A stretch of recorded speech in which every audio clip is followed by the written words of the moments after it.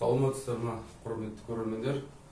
Бүгінгі сабағымыздың тақырыбы 5 класстың көлеміндегі жай бөлшектің негізгі қасиеті деген тақырып. Енді бұл жай бөлшектің негізгі қасиеттерін мына сурет арқылы көрсетуге тырысайын. Мысалға, мына суретке көңіл аударайық. Мына жерде барлығы неше клетка бар? Соны санайық. 1, 2, 3, 4, 1, 2, 3, 4, 5, яғни 4, 5, 20 клетка екен. 20 клетка. Яғни біз алдыңғы сабағымызда бөлшек жазып үйрендік қой. Бөлшектің оқылуын, жазылуын, бөлшектің сызығы бөлімінде 20 жазамыз. Енді мынандай сұрақ болса, осы 20 клетканың нешеуі боялған десем, 20-ның 4-еуі боялған, дұрыс па? Енді шамалы мына суретке өзгеріс енгізейікші. Мысалы мен бүйткім келіп тұр. Әрбір клетканың бәрін 2-ге бөліп тастағым келіп тұр. Мына суретте әрбір клетканы 2-ге бөліп тастағым келіп тұр. 2-ге бөлуді мен былай жасайын. Бұлай 2-ге бөлейін.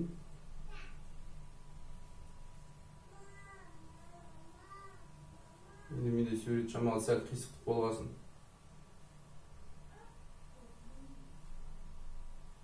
Әрбір клетканы 2-ге бөліп шықтым.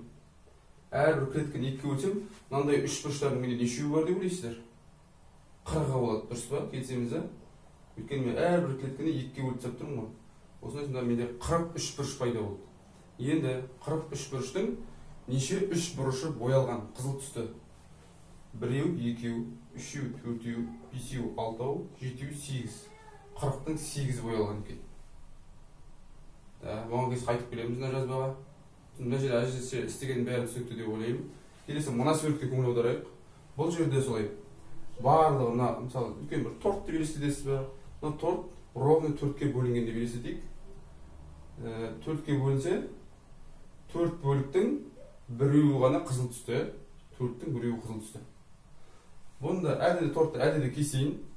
Мысалға міне бұлай кесейін, бұлай кесейін. Менде не пайда болды? Енді мына әрбір 4 бөліктің әрқайсысы 2-ге бөлініп қалса, барлығы 8 бөлік шықты ғой. Санап шығуға болады міне. Бұлай 4-еу, бұлай 4-еу, 8 бөлік. 8 бөліктің нешеуі боялған? 1 бөлік, 2 бөлік. 8 бөліктің 2-еуі боялған. Мен әрбір бөлікті 2-ге бөліп шығуыма болады. Мысалы мен бұлай 2-ге бөлсем, бұлай 2-ге бөлсем, бұлай 2-ге бөлсем, сосын бұлай 2-ге бөлсем. Егер қателеспесем, мына 8-ді мына жерде санап шықсам 16 болу керек. 16 бөлік болу керек санап шыққанда. 16 бөліктің 1, 2, 3, 4 бөлігі боялған. 16 бөліктің 4 бөлігі боялған. Енді мына жерде мынандай қызықты қараңызшы.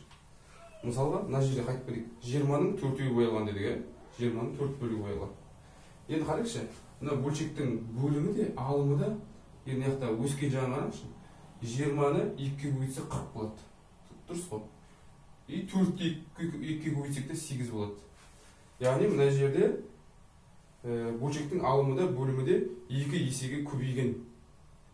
Яғни сурет бойынша қарасақ, 20-да 4 пен 40-да 8 екеуі тең. Мысалы, басында мына жерде 20 клеттің 4-еуі боялды. И сонда бәрін 2-ге бөліп тастап 8-і боялып тұр.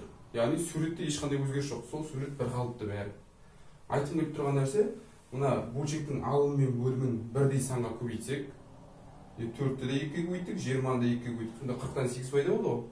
Сол 20-да 4 пен 40-тан 8 екеуі бір-біріне тең екенін көрсеткім келіп тұр ғой. Түсінесіздер ме? Яғни бұдан ереже шығады. Мына жерде сондай міне. 4-тен 1 болып тұр, басында 4 бөлікке бөлдім, мына есіңізде ме? 4 бөлікке бөлдім. Енді мына жерде тағы да міне 2-ге көбейттік. Әрбір бөлікті 2-ге бөліп шықтым ғой. 2-ні 1-ге көбейттім, 2 шықты, 2-ні 4-ге көбейттім, 8 шықты міне. 8-ден 2. Мана сол 1 бөлік қой, сол 4-ге бөлгенім, оны тағы бөлгенде сол 8-дің 2 бөлік шықты. Дәл сол бөлік мына жерде әлі сол боялған бөлік өшір, ештеңе өзгеріп жатқан жоқ.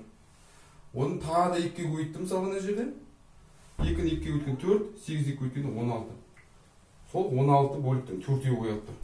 Мына жерде сонда айтып келіп тұрған нәрсе, бөлшектің алымын де, бөлімін де осыдан ереже шығаруға болады да, алымын да бөлімін де бірдей санға көбейткеннен, бөлшектің мағынасы өзгермейді. Бәрі сол бастапқы қалыпты сурет сол. Түсінесіздер ме? 20-дан 4 деген сол 40-тан 8 екеуі бір мағынаны білдіреді екен сонда. 4-тен 1, 8-ден 2, 16-тан 4 деген барлығы сол осы айналып келгенде осы торттың 4-те 1 бөлігі ғой. 16-тан 4 деп айта берейін, 8-ден 2 деп айта берейін. Барлығы сол бастапқы 4-тен 1 бөлінген торттың мысалы. Яғни мына ереже түсінікті деп ойлаймын. Сосын бұдан мынандай ережелер шығады. Мына суретті өшіре берейін. Бөлшекті қысқарту деген нәрсеге келеміз жайлап. Мысалға, бөлшекті қысқарту үшін былай істейік. Бір кішкентай саннан бастаймын. 12-ден 4 деймін мысалға. Енді мен көбейтке баратын көрсеттім ғой, алымды бөлімді бірдей санға көбейтуге болады. Бөлуге де болады екен. Неге дейсеңіздер, мысалы мына бөлшекке көңіл аударайық.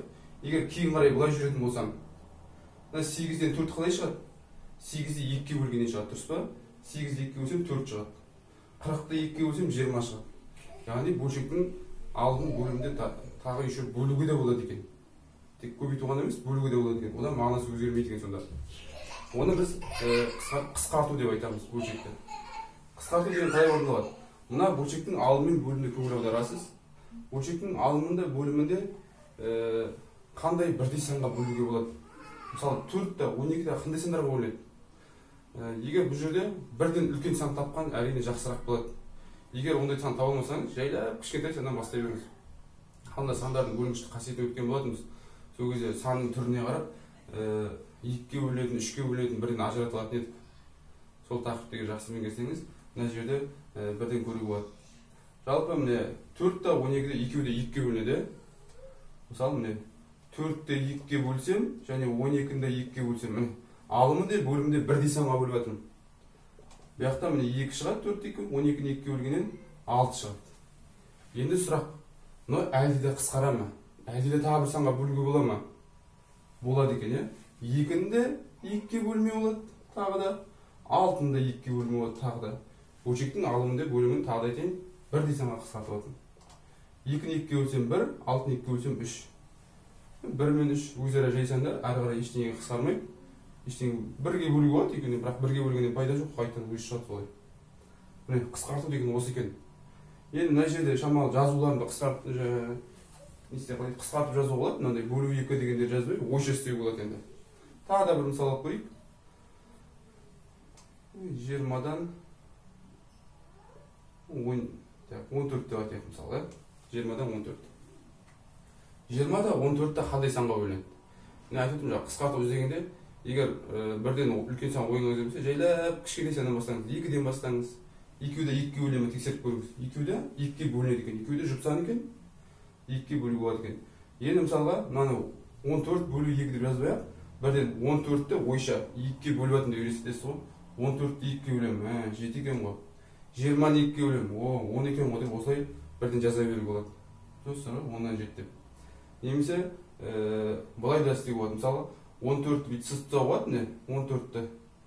Мынандай ұзынан шуақ жазғыңыз келмесе, 14-ті сызықтайсыз, 2-ге бөлем дейсіз, мына кішкентай қылып, өзіңізге шпаралға кіретіне 7 деп қоясыз. Мына жерде 14 тұрған жоқ, 7 тұр деп елестетесіз ғой. Мынаны 2-ге бөлдім ба, яғни мынаны да 2-ге бөлем дейсіз, кішкентай түбіне астына 10 жазып қоясыз. Егер мына сандар әлде де қысқаратын болса, тағы да сызып, сөйтіп жалғастыра бересіз, соңында мына жерге жауабын жаза қоясыз. Так, бір мысал кетейік тағы да. Мысалға не аламыз? 27-тен 9 болсын мысалға. 27-те 9-да мысалы қандай сандарға бөлінеді? Екеуі де мысалы 3-тің таблицасына береді, 3-ге бөлінеді. Егер біреулеріміз мүмкін бірден айтуларымыз мүмкін, 3-ге бөлгеннен давай бірден 9-ға бөлейік деп. Біреудің ойына 9 бірден келмеуі мүмкін. Сондықтан жайлап мысалы кішкентай саннан бастайсыз ғой, екеуін де 2-ге бөліп көресіз. 9-да 27-те 2-ге бөлінбейді. Онда 3-ге бөліп көрейін дейсіз. Сөйтіп жайлап өсе бересіз, 4-ге тексересіз, 5-ге тексересіз, сөйтіп те баруға болады. Немесе шамалы логикасы жақсы барлығы, таблицаны жақсы білетін балдар уже бірден көріп тұр, мына жерде екеуі де 9-ға бөлінетін. 9-ды 9-ға бөлемін. 1, 27-ні 9-ға бөлемін, 3. Жауабы 3-тен 1 болады екен сонда. Бөлшекті қысқарту деген осы міне. Егер тағы да сұрақтарыңыз болса, қосымша комментарийға жазып қалдырасыздар. Сау болыңыздар.